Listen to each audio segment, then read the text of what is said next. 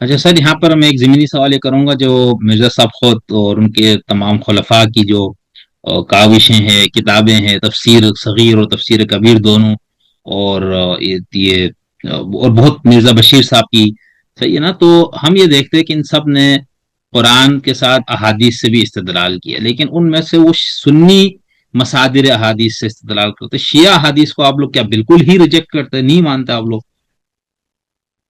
یہ اس کے حوالے سے کوئی نہیں، موقف ہے؟ ایسی بات نہیں ہے۔ ہم نے شیعہ احادیث سے بھی استدلال کیا ہے، لیکن اچھا، زیادہ تر وہی ہیں جو کچھ تو سنی شیعہ دونوں میں مشترک ہیں، ہاں، لیکن کچھ باتیں ایسی ہیں جو شیعہ کتب میں ہیں اور صحیح، سنی کتب میں نہیں ہے۔ مثلاً بہار الانوار میں جو امام مہدی کے علامات کے بارے میں ہے، وہ اتنی زبردست ہیں کہ وہ آج ہمارے سامنے پوری ہوتی ہم نے دیکھ لی ہیں۔ میں نے خود ایک مقالہ لکھا ہے، آج کل وہ ریویو ہو رہا ہے، امام مہدی اچھا، کی احادیث کا تجزیہ، واہ، مسیح مہدی کی احادیث کا تجزیہ۔ تو اس میں ایک چیپٹر میں نے لکھا ہے بہار الانوار کے متعلق، جس میں وہ زبردست، ساری باتیں لکھی ہیں جو آج ہمارے سامنے پوری ہو گئی ہیں۔ تو وہ بھی ایک پورا چیپٹر ہے۔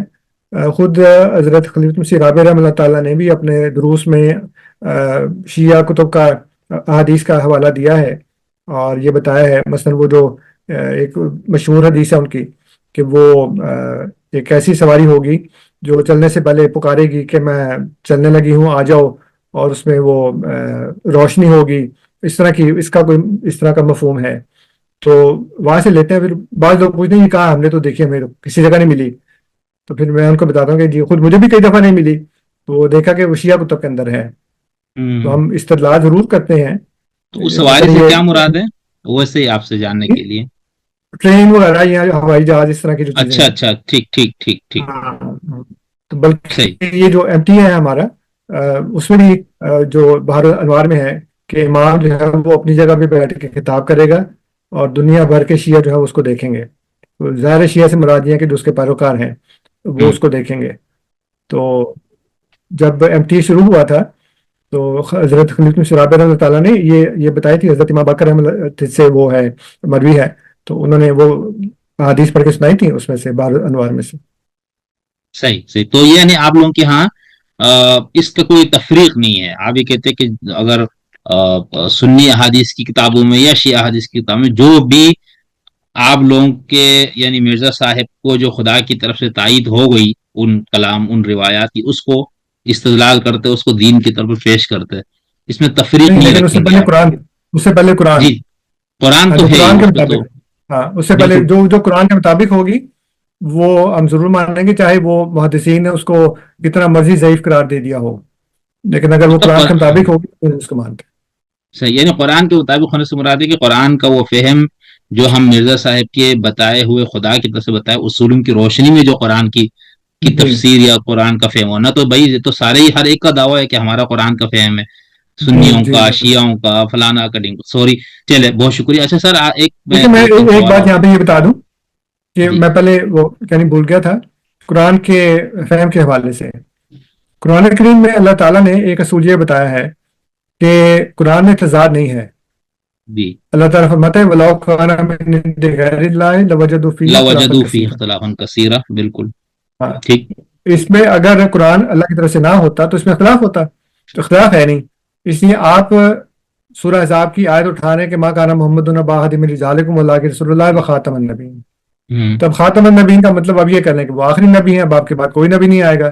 تو جو میں نے آپ کو آیات بتائی ہیں چند، وہ تو یہ کہنے کہ آئے گا، اور اللہ نے نہ صرف یہ کہ دروازہ کھلا رکھا ہے، امکان رکھا ہے، بلکہ یہ کہا ہے کہ آئے گا تو ضرور اس کو ماننا اور اس کی مدد کرنا۔ تب یہ تضاد پیدا ہو گیا۔ تضاد اس لیے پیدا ہوا کہ آپ نے خاتم النبیین کا وہ مطلب لے لیا جو قرآن کے مطابق نہیں ہے۔ اس لیے ہم یہ کہتے ہیں کہ اول تو قرآن میں کوئی تضاد نہیں ہے، آپ کو قرآن سے ہی سمجھنا چاہیے۔ وہ ہے نا القرآن یفسر بعضہ بعضا، تو ایک تو یہ اس میں ہونا چاہیے۔ دوسرا اب ہمارے لیے یہ ہے کہ چونکہ حضرت مسیح موعود علیہ الصلوۃ والسلام کو ہم خدا کا نبی مانتے ہیں، حکم عدل مانتے ہیں، اس لیے آپ نے جن اختلافات کا فیصلہ کیا ہے ہم ان کے پابند ہیں، ان کے پیروکار ہیں۔ صحیح صحیح، بالکل ٹھیک، سمجھ میں آ رہی ہے تو۔ اچھا، اب جیسے تاریخ کے حوالے سے ہمارے ہاں بہت سے مسائل ہیں، صحابہ سے لے کر بعد تک، مشاجرات صحابہ کا پورا ایک مسئلہ ہے، تو ان پہ آپ لوگوں کا کیا موقف ہے؟ یہ جو آپس میں جنگیں ہوئی، ایک دوسرے کو مارا کاٹا پیغمبر کے ساتھیوں نے، تو اس کو مرزا صاحب یا اب آپ وہ لوگ ہر آفیشیل بات جو ہے اسٹیٹس؟ ہر بات جو ہے وہ جاتی قرآن کی طرف ہے، ہوں اس لیے کہ قرآن نے ہمیں یہ بات سکھائی ہے۔ اللہ تعالیٰ فرماتا ہے کہ تلک امت قد خلت لہا ما کسبت ولکم ما کسبتم ولا تسألون عما کانوا یعملون۔ یہ وہ لوگ ہیں جو گزر چکے ہیں، صحیح جو انہوں نے کیا وہ ان کے ساتھ، جو تم کرو گے تمہارے ساتھ ہے، اور تم سے ان کے بارے میں نہیں پوچھا جائے گا کہ وہ کیا کرتے تھے۔ ولا تسألون عما صحیح کانوا یعملون۔ اب وہ صحیح کیا کرتے تھے کیا نہیں کرتے تھے، انہوں نے ایک دوسرے سے جنگیں کی، ایک دوسرے کو مارا یا جو بھی ہوا۔ اب وہ دیکھیں نا، وہ ایک بڑا شوگر کوٹڈ لفظ بنا لیا مشاجرات۔ تو اب یہ مشاجرات، وہ دیکھیں نا، وہ جو میں نے آپ کو پہلے آج بتائی ہے کہ فلاح و رب کا لا یؤمنون حتی یحکموک فیما شجر بینہم۔ شجارہ بینہم، تو بالکل شجر، اسی. شجرہ کا مطلب ہے جو جھگڑے ہیں آپس میں، جو اختلافات ہیں، اس کا ہوں حکم کون ہے؟ اللہ کا رسول صلی اللہ علیہ وسلم۔ تو وہ تو ہوگا، وہ انسان ہے۔ اب شیعوں نے اپنے اماموں کو کہا کہ یہ معصوم ہیں، ان سے کسی قسم کی خطا بھی نہیں ہو سکتی، بالکل ان کو معصوم کر دیا۔ اب سنیوں نے سوچا کہ ہم کیا کریں، تو انہوں نے پھر یہ عقیدہ گھڑا کہ اصحابہ کلہم عدول۔ ہاں اب نہ اس کی کسی کو سمجھ آتی ہے کہ عدول کا کیا مطلب ہے، نہ مشاجرات صحابہ کا کسی کو سمجھ آتا ہے کہ وہ کیا کریں۔ اس تو لیے معصوم کا ہم تو ان بحثوں میں پڑھتے نہیں، بلکہ ہم یہ کہتے ہیں کہ اللہ تعالیٰ نے ہمیں قرآن میں یہ سکھایا ہے کہ ربنا اغفر لنا ولاخواننا الذین سبقونا بالایمان، اللہ ہم کو معاف کر دے اور ہمارے وہ بھائی جو ہم سے پہلے ایمان میں گزر چکے ہیں ان کو معاف کر دے۔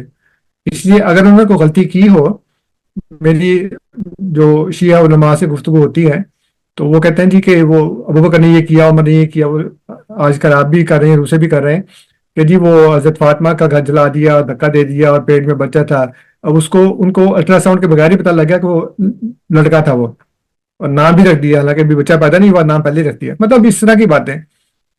تو میں کہتا ہوں کہ وہ کہتے تم ان کا دفاع نہیں کرتے، میں کہ میں کیوں دفاع کروں؟ میں تو آپ یہ کہہ رہا ہوں کہ اللہ تعالیٰ کے فرمان کے مطابق وہ رسول کے صحابہ ہیں اور بڑے اعلیٰ مقام پر فائز ہیں، مجھے یہ حق نہیں ہے کہ میں ان کی تنقید کروں، ان پر تنقید کروں، یا ان کو کسی طرح سے میں اونچا بڑھا کر پیش کروں۔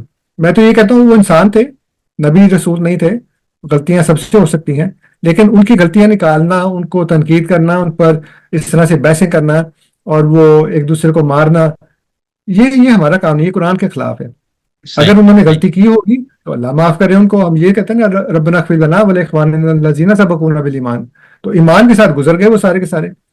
اب اللہ تعالیٰ ان کو معاف کر دے، ان کی اچھی باتوں کی جزا دے، اگر کوئی غلطی ہوئی ہوگی تو اللہ تعالیٰ معاف کرے، یہ ہمیں خدا نے سکھایا ہے۔ لیکن اب وہ تو جنگ جمل ہوئی یا صفین ہوئی یا نہروان ہوئی یا یہ ہوا یا وہ ہوا، حضرت علی کی حضرت امیر معاویہ کی جنگیں ہوئی آپس میں، کون حق پہ تھا کون، یہ ہمارا کام نہیں ہے۔ ہمیں تو ابھی آپ نے شاید دیکھا ہوگا پچھلے ایک عرصے سے حضور خطبات دے رہے ہیں صحابہ کے اوپر، اور انہوں نے بدری صحابہ سے شروع کیا، اور اس کے بعد چلتے چلتے پھر آخر پہ حضرت ابوبکر کے بارے میں خطبات دیے، اور پھر اس کے بعد اب جو جنگیں ہوئی ہیں اس کے متعلق، اس میں ہر دفعہ حضور یہ کہتے ہیں کہ یہ صحابہ کی شان ہے۔ ظاہر ہے کہ ہم صحابہ کو اس لحاظ سے ایک اعلیٰ مقام دیتے ہیں کہ نبی کریم صلی اللہ علیہ وسلم کے پیروکار تھے، انہوں نے آپ کے ساتھ مل کر جنگیں کی، اور انہوں نے وہ بات کی کہ جو آپ کو پتا ہوگا کہ جب بدر کی جنگ تھی تو چونکہ وہ مدینہ والوں کے ساتھ معاہدہ یہ تھا کہ مدینہ میں اگر کوئی حملہ کرے گا تو وہ حفاظت کریں گے۔ اب حضور آگے شہر سے باہر، تو حضور نے فرمایا کہ کیا خیال ہے جنگ کریں؟ تو مہاجرین جو تھے انہوں نے کہا بالکل کریں۔ پھر پوچھا، پھر مہاجرین نے جواب دیا، پھر پوچھا، پھر مہاجرین نے جواب دیا۔ تو انصار سمجھ گئے کہ ہم سے مخاطب ہیں یہ، تو کرنے کی یا رسول اللہ لگتا ہے کہ آپ ہم سے مخاطب ہیں، کیونکہ ہمارا آپ کا معاہدہ یہ تھا کہ مدینہ میں آپ پر حملہ ہوگا تو ہم آپ کی حفاظت کریں گے، اب تو ہم مدینہ سے باہر ہیں، اس لیے ٹیکنیکلی وہ معاہدہ ہم پر لاگو نہیں ہوتا اس وقت۔